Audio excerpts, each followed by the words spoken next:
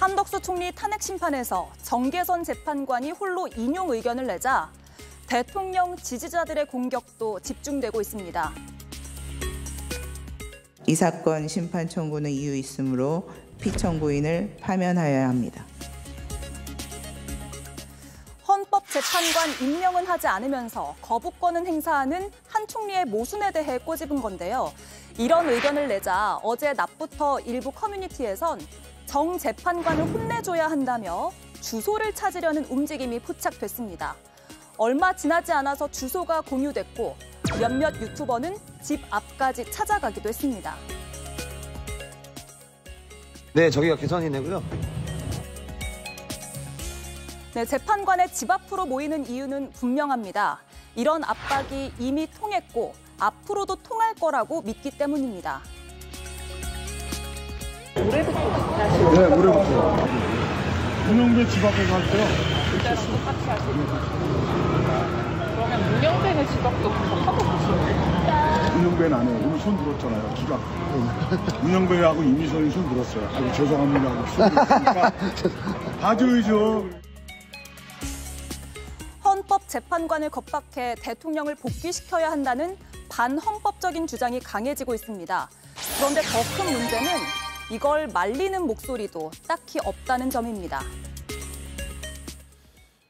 네, 헌법재판소 앞은 그야말로 대혼돈입니다. 여야 의원들이 각자의 피켓을 들고 파면, 기각, 각하 주장을 하고 있고 자신들끼리 자리 다툼까지 벌이고 있습니다. 어제 한덕수 권한대행에 대한 선고가 나온 뒤에 현장에서 벌어지는 기싸움과 말싸움이 오늘 점입가경이었고요. 차분하게 결과를 기다리자라거나 결과에 승복하자라는 말들은 잘 보이지 않았고 서로를 향해 소리를 치거나 삿대질하는 모습도 보였습니다. 누가 먼저 왔느니 상대당 수준이 어떠느니 하면서 여야가 각자의 구호만 외치는 현실입니다. 이런 가운데 일부 유튜버들은 보신 것처럼 재판관을 향해서 선 넘은 행동까지 하고 있는 것으로 보입니다. 김유정, 김동원 의원님, 이런 정치인 그리고 일부 극우 유튜버들의 모습들 어떻게 보고 계십니까?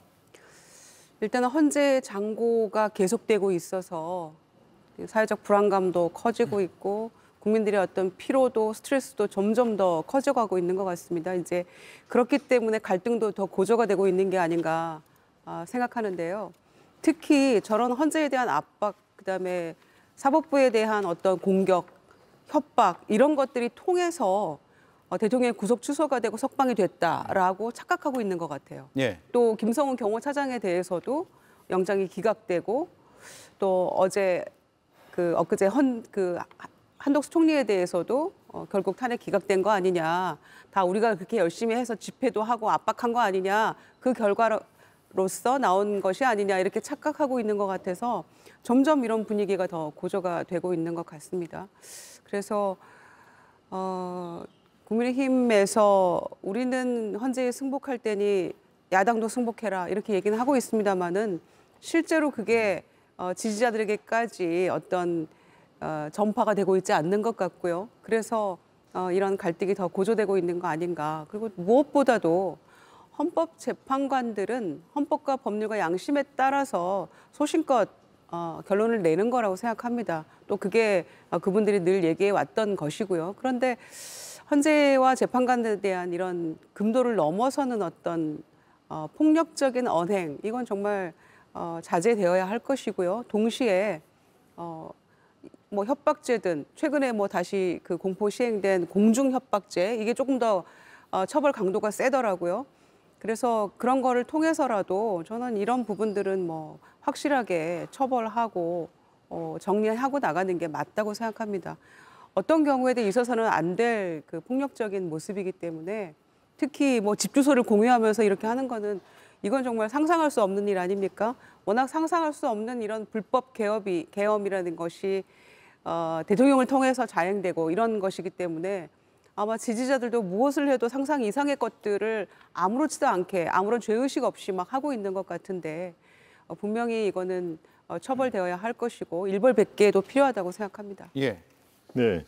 그 문제에 대해서는 다른 그 이견이 있을 수가 없습니다. 지금 말씀하신 부분의 상당수를 저는 동의를 합니다.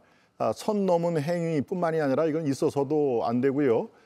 결코 용납이 될 수가 없다 하는 얘기로 저는 간단 명료하게 말씀을 드리는데요. 예. 정계선 재판관이 비록 유일하게 인용을 선고를 했다 손치더라도 그분의 판결도 우리가 존중을 해야 됩니다.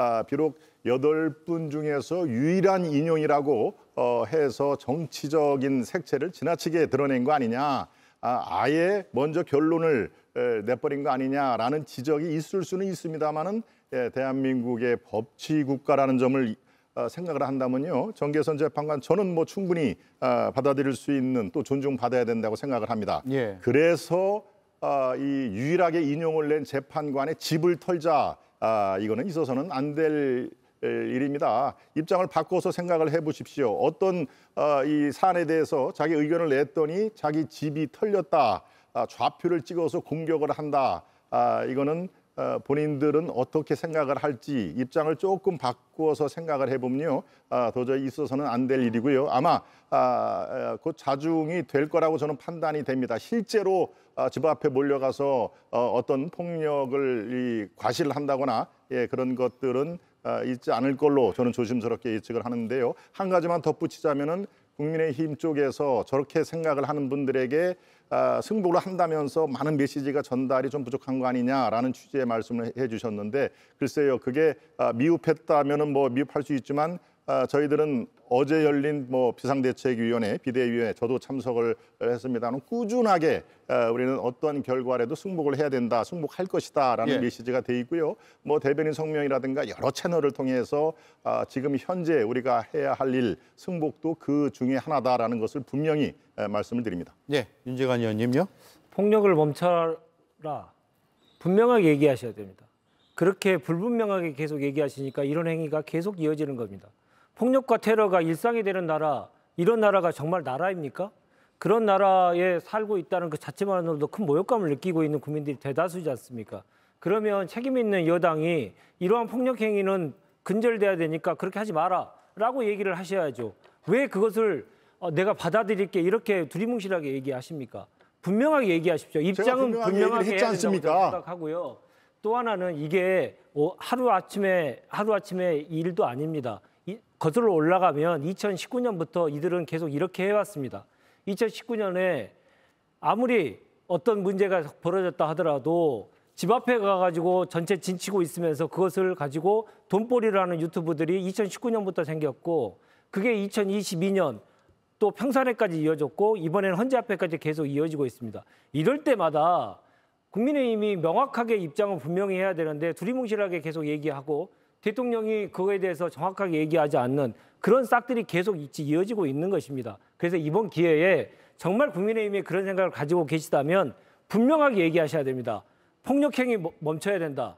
그리고 어제 기각 의견을 냈던 2명의 헌법재판관이 있습니다. 그 2분에 대해서는 탄핵을 찬성하는 측에서 집 앞에 가서 협박을 한다든가 빨갱이라고 뭐라고 한다든가 인격적인 모욕을 전혀 하지 않고 있지 않습니까? 그럼에도 불구하고 지금 인용 의견을 냈던 딱 한 명에 대해서 이렇게 좌표를 찍고 계속 하는 행위에 대해서는 국민의힘이 먼저, 그리고 대통령에게도 더 다시 한번 얘기해서 당신이 해야 될 일은 공론 분열을 더 이상 막는 일이기 때문에 이번에 이렇게 결정된 것에 대해서 많은 사람들이 계속 이렇게 불복하는 듯한 하는데 분명한 입장을 내시라고 얘기를 해야죠. 반론 듣겠습니다. 아니, 공격을 위한 공격을 하시면 토론이 잘 안 됩니다. 제가 말씀드렸지 않습니까? 제가 얘기한 것도 불분명합니까? 제가 있어서는 안 될 일, 용납할 수가 없는 일이라고 제가 얘기를 했는데 도대체 어떤 것이 불분명하게 한다는 얘기입니까? 서로 상대방의 의견을 존중을 하고 제가 할 수 있는 표현에 대해서 딱 한마디로 저는 얘기를 했습니다. 있어서는 안 될 일이고 용납할 수 없는 일이다.